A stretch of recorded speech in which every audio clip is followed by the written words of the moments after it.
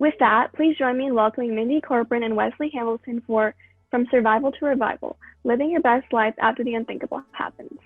In the moment of receiving very difficult news, and the news I'm talking about is someone said to you that you won't be able to use your legs again. How did you find the strength and the fortitude at that moment to move forward? Just going back to that day, I didn't have strength to move forward. I think that it was just having faith. Faith gave me the ability to be guided through that journey. But at that moment, it was instant defeat. There was no reason for me to have strength when I had just found out something that I couldn't even accept. It was the hardest thing for me to even like look at my own self in the mirror and see the new change. And so I think more or less it was just having faith of what could be, and having, at that point, I was in denial as well. I thought that I could be that, amazing story of a person that walks again after finding out that they never was going to walk again. And so that faith of believing that I was going to be able to do it and I would be that miracle story is what really at least guided me into what the process that we'll share going forward.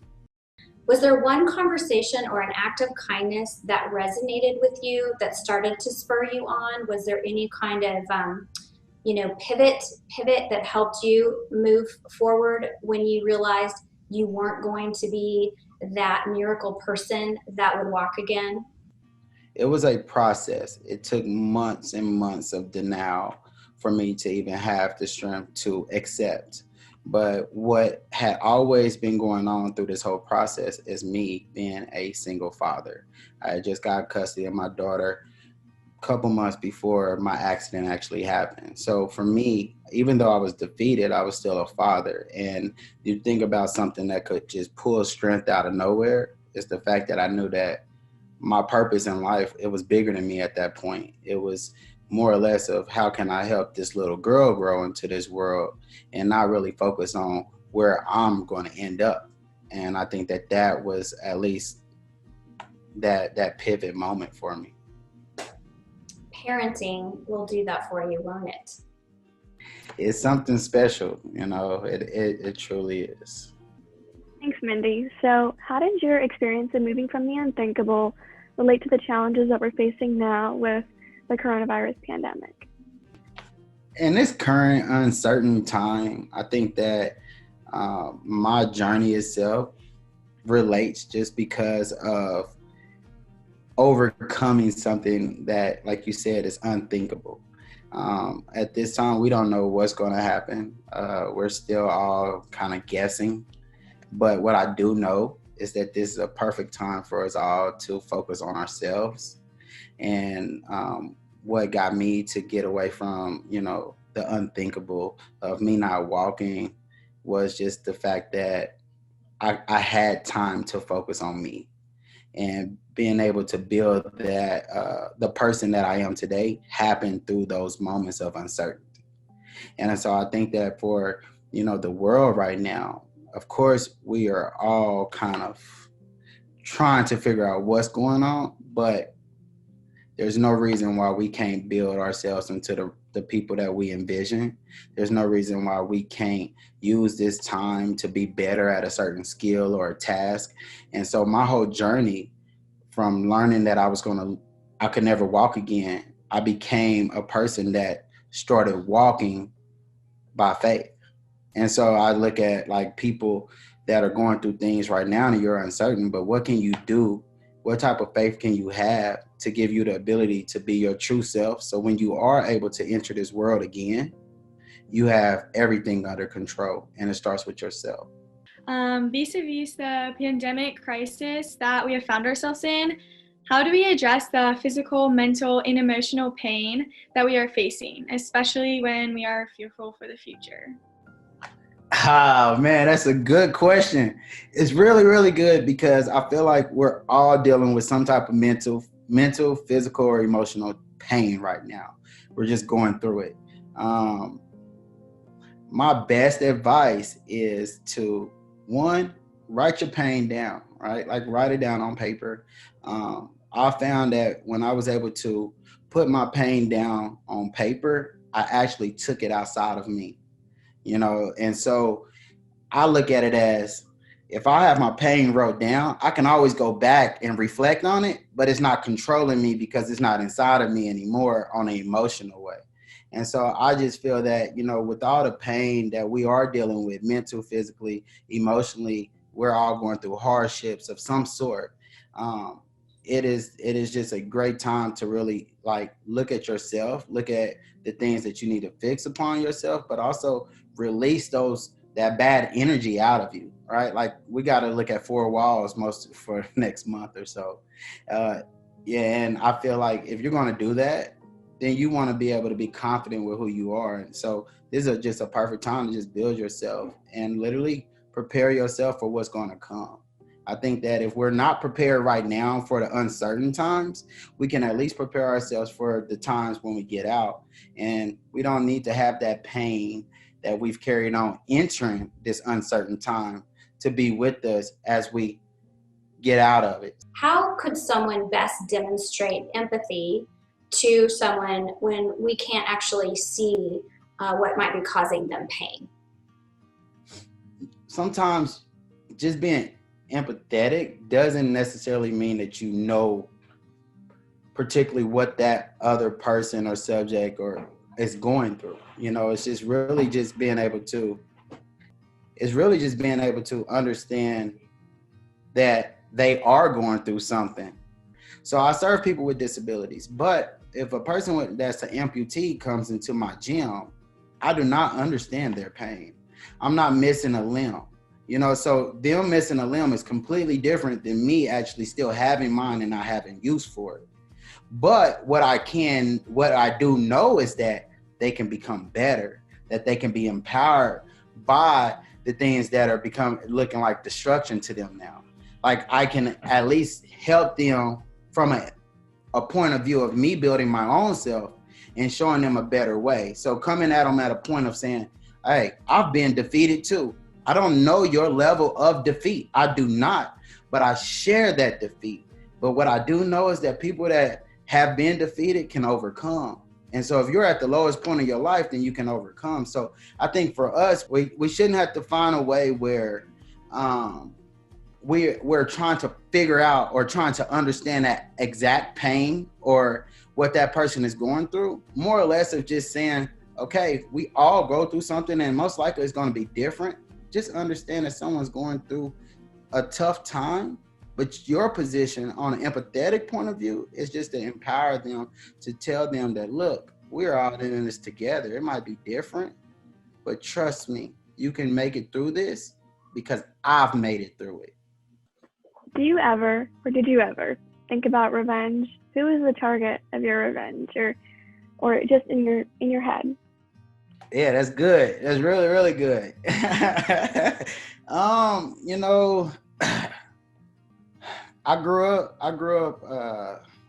up pretty rough, you know, and I think that a lot of it just was more based on my own lack of confidence, lack of self-esteem, and just really not really having a direction or guidance to people teaching me to be myself. And so with that culture that I was around for so long, revenge literally was the next step after I opened my eyes up. And revenge was going to go directly to the person that put me in this position. And the point behind that was just because of the culture that I was raised in. It was always revenge. I mean, it kind of felt like you didn't show strength if you wasn't revengeful, right? And so for me, that was the approach. It was literally, yes, I did want revenge. I didn't want revenge on a personal level. I still didn't even understand why it happened. I just knew that the cycle that I was used to, revenge was the next thing to do. And it wasn't going to go toward anybody that wasn't a part of that particular situation, But yes, at least my first couple months, all I thought about was revenge. I hated who I had become, and I felt like I had became this person due to the hands, right, of someone else. Of course, now I look at my story and I take accountability of my actions that day, and we'll go into that. But I know that at that time, yeah, I mean, I was disgusted with the person that I didn't even look at myself in a mirror for two or 3 months. So I hated who I was, and I wanted everybody to pay. You kind of said that you were almost a target of the revenge too, but who was a target? Was it everyone around you or the person in particular? Can you elaborate on that? Yeah, thank you for even breaking that down more, Mindy, because I honestly feel like we would have missed it if we went move forward. I didn't love.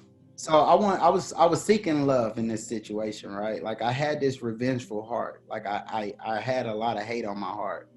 But everybody was a victim for my revenge. Anyone that came in contact with me felt the negative energy that I had inside of me. Like there was no way that you couldn't come by and probably leave and say, I don't know if I want to be there no more. You know, like I hated myself. And you felt that every moment you came into my home or my presence or just my space, because you would have felt it. It didn't matter if you told me it would be okay. My response would say, no, it's not. This is not you. This, you know. So yes, my revenge, even though it was, I guess, directed toward those that actually put harm to me, right? Like, but because they wasn't in reach, that everybody that was within reach was the ones that actually felt the hate that I had inside of me. Yeah, oh, that's very powerful. How far reaching was the impact, like from you? Where did it emanate to? And how many other people in your life did it affect at that time? And how did that affect you in turn? My circle had always been small. I wasn't a friendly person growing up. I didn't just go out and have like this whole like Rolodex full of great contacts or people I networked with. I was really like I was shielded off from the world, I would say, due to my own situations and circumstances. Growing up, my circle was completely small. I mean, I just didn't have that drive to actually go meet friends. I think one of the sayings was like, no new friends. So I just kept it that way, right? But what I did have, I had a best friend. I had brothers. So I call all my best friends my brothers. I had my sister, my siblings. I had my mom, my dad, and I had my daughter. And I had my daughter's godmom. Her name is Kino. And I had Kino. And so those people, my basically intermediate family, they were the ones that was affected by it. They caught every whiff of all my emotions. Whether it was a good day or a bad day, they felt it. I mean, you didn't even have to be around me to feel it. I would probably call you to let you know. When I felt I wanted people to love me when I didn't love myself. And so everybody felt that, everybody felt it because it was constant pressure. I couldn't accept who I was. So, but what that did for me, well, it allowed me to end up being alone. See, I pushed everybody away from me because of my negative views and the way I saw my life. People didn't, nobody really understood what I was going through, but they knew that I was living and they wanted me to live and not be defeated. But I constantly was defeated because of my own thoughts, as well as how I thought society was going to view me. And because of the pressure that I felt of the opinions of others, it allowed me to take my anger out on the ones that was close, which eventually pushed them away from me. And I found myself confined to 4 walls, defeated. So at the beginning of the outbreak of COVID-19, many people thought that it would only affect like the elderly, so they were less empathetic. And only later did the community begin to consider the downstream impact of the virus to the homeless, to the poor, students, and many more. With reports of violence happening every day and people becoming desensitized to the situation, how do you get people engaged, get them to care, and have some sort of positive action take place? It's all about perception, right? We can all look at this situation and say, oh man, I'm confined at home. I don't have, no finances right now, and I'm not going to school. I'm being a teacher right now, and I'm teaching my daughter, right? So like all these things we can look at as problems, or we can actually look at them as something that's going to better ourselves. And so for me, especially with my audience, I've tried to show people what you can do at home by staying at home. But I've really been gearing people to say, okay, you know what? This is a trying time. The weather's beautiful, right? So what can we do that takes ourselves and make this a little bit more serious? Well, change your perspective of the whole situation. Well, instead of looking at it as a pandemic and, yes, there are people dying. There's a lot going on, right? But what if we all just said, okay, this is the perfect time for us to sit at home and take control of our lives. This is a perfect time for us to do a little bit more. This is time when we told ourselves we didn't have time. So like for me, what my audience is, nobody's perfect, and we all have improvements that we can focus on. Well, this is the time to do it. And if we can take our minds off of all the negative in the world and understanding that if we start putting positive into ourselves, then that is what we can give the world once we leave here. So for me, there is a lot going on. I mean, I'm used to violence. So of course, for me, when I started to hear people dying, I wasn't in denial about it affecting me. I was more on the fence of, okay, I'm used to it. And even though, yes, it has been worldwide, it just didn't hit us, or the America didn't take it as serious, right? So I think that because of that, we have to redirect, because we didn't take it as serious as everybody else. And so now it's kind of been hard to try to allow people to take it serious. So I've just changed the way that I perceive it. And I would tell anyone else that comes around me to change the way they perceive this situation. Instead of focusing on the effects that it's having on the world, focus on the effects that it's having on you and how that you can change them. Because yeah, we might, there are people that are laid off, but that doesn't mean that you can't have a line of resumes ready. That doesn't mean that you can't, get a new skill. We all know that healthy eating and exercise is a great way to build your immune system. So how many people are learning how to cook right now? How many fruits and vegetables? So it's just changing your perception of the craziness that's going on in this world. And just focus on you and your life. Focus on the things that you can control. That is how we get over this. If we can't control what's going on in Europe, I really don't want to care what's going on in Europe right now. I'm a pray and I hope that everything gets better. But I need to focus on what I can control here. And so I just feel like if we could tell people to stop trying to control things that they have no control over and focus on the things that you actually have control over, then you will make it through this situation. Because again, we all have room for improvement. So use this time to improve yourself. What efforts do you feel like happened to you along your path? You mentioned Keno when we talked in my podcast, and you mentioned your daughter a lot. What happened in your path that helped you reach that positivity and get you to be the world changer that you are now? Okay, so when I growing up, nobody showed me how to be myself. Or nobody even guided me on the processes of learning how to accept who you are, and being able to be your true self, learning what vulnerability is. Like, no one taught me these things. So I think my level of defeat was an eye-opener to like what life could be, right? Like it was It was more or less I was so far down that there was only a way up. It was either going up or committing suicide. So let me be real, right? Like, so I tried to commit suicide at least 4 or 5 times. I didn't want to live. Again, I didn't accept myself. But see, I grew up in a world where nobody taught me how to be myself. And everybody was trying to fit in. See, the culture that I grew up in is completely different. We didn't have entrepreneurs. We didn't have people that taught us what success looked like. So there was no one I could follow besides a path that I could not be in no more because of my situation. And so for me, it was I was defeated. I just wanted it to be over. I remember just retracing those moments and saying, like, why didn't this happen? Why didn't that happen? Why didn't I just close my eyes and not be here no more? Because I hate myself, right? Like all this. So what happened?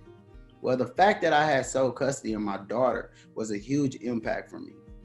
And because I had amazing friends like Keno and her family, they had a different heart for the things that they did, or the way that their outlook, their perception of life, right? And so for me, my daughter didn't see a disability. She just seen her father. So one, that was enough.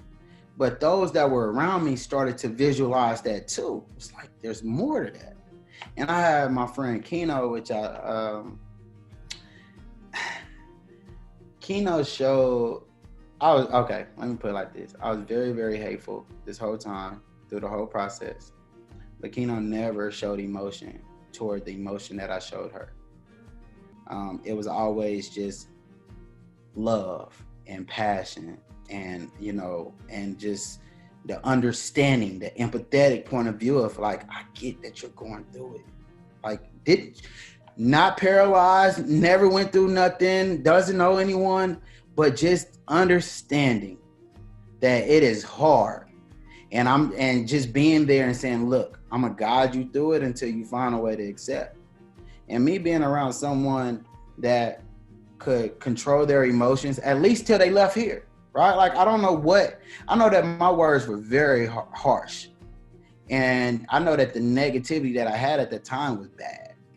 So only thing I could think is that to witness someone so strong, to be attacked in such a way, and then come back the next day with the same heart they left with, oh, that showed me strength that I never knew. See, I was used to people that reacted at the moment of emotion. And I was dealing and facing people that didn't react to my emotion, but still showed me love. I think that was honestly the moments that I started to see light in the midst of darkness. But then we have a different aspect, right? Like I'm a mama's boy. I always have my mom. My mom's always there. If anyone's seen the Queer Eye episode, it was more highlighted on the strength that my mom had through this whole process. Well, when my negativity it pushed my mom away. I pushed her away for the most part. She probably didn't want to leave, but I didn't want her around. It was just a lot of conflicting moments. But I remember one day when, my mom didn't like the way I vented to others. She didn't even like the way I vented to Keno at times, like she didn't deserve those things, right? And so I remember one day my mom telling me that instead of me venting to anyone else, I can vent to her and she won't show no emotion. And I think that too, for caregivers and spouses, the understanding that we have to vent to someone and we gotta let it out, but that you do not allow that to shift your energy. You are just being that wall for us. That helped in ways that I'm still seeing it today. Because I know that if I get emotional, I can stop for a minute. Or I have that mom or that friend that I can go to and vent. But now they have the ability to vent to me because I have that same shut off system like they had. Okay, so this is a little different from what we've been talking about, but I have to ask, what was it like on Queer Eye? Hey, the good question, though. You know, you want the honest truth? Of course, we're going to give you the honest truth. What was it like? It was different. It was very different. I'm going to constantly go back to the way I was brought up. And the way I was brought up, I couldn't see myself surrounded by 5 men. I don't even think that was part of the culture back then. And I think that if it was part of the culture, the people that were, you know, the people that were kind of had a shield where they wasn't open, right? Because of how everyone else looked at them. I didn't expect what happened. I kind of just, after I did my research to be on the show, I said, okay, maybe this is fitting. But once I got around the guys, I think you could see, and I've built this rapport for myself. Like, I can feel energy, I can sense people, I can bring them around. You seen like 5 free men, right? Like, I don't even want to say gay, I don't want to say any of that, because that didn't matter. For the energy that I seen people coming into my home, meeting a complete stranger and giving me everything that's inside of them, right? Like, and teaching me, it was amazing. It was amazing because I wasn't at a point where I could judge them for who they were, because they were open enough and vulnerable enough to give that to the world. And so what I got from that was that you know, let the world accept who you are once you can speak your truth. And I think that energy itself is what made that whole show and episode so powerful and so fun. Everyone wanted to get to know me. It wasn't like, oh, we got this script and let's just do this. I mean, the moment they come next to Wes, I mean, you had producers like, hey, y'all got to stop. You know, y'all got to stop talking. We're supposed to be filming. But they were genuinely wanting to understand. Here come that empathy part. They wanted to understand everyone that they served and helped. And so they didn't want something that was structured. They came in and wanted to actually know you. And I think that was, that kind of put the icing on the cake to give me the ability to be comfortable around them, because they didn't care about, tell me about your past. Ooh, that really happened? You know, like things like that. They were excited. They wanted to know more, but then they still taught me how to speak my truth in a way that I wasn't feeling the pain, right? It was an amazing experience, y'all. And it was one that truly, truly helped me become who I am today. So I heard through the grapevine that you are literally able to climb a rope that is suspended from the ceiling. And I think that's super cool. So I was just wondering, like, how did you work up to that? Like, what kind of training did you do? How many tries did it take? And just like moving from the perseverance that you had to have to learn to do that? Seriously? You know what's crazy? This is so crazy. I never did anything prior to my accident. I never worked out. I never ate healthy, none of it. So when you think about what gave me the strength and ability to climb up a rope with my wheelchair attached,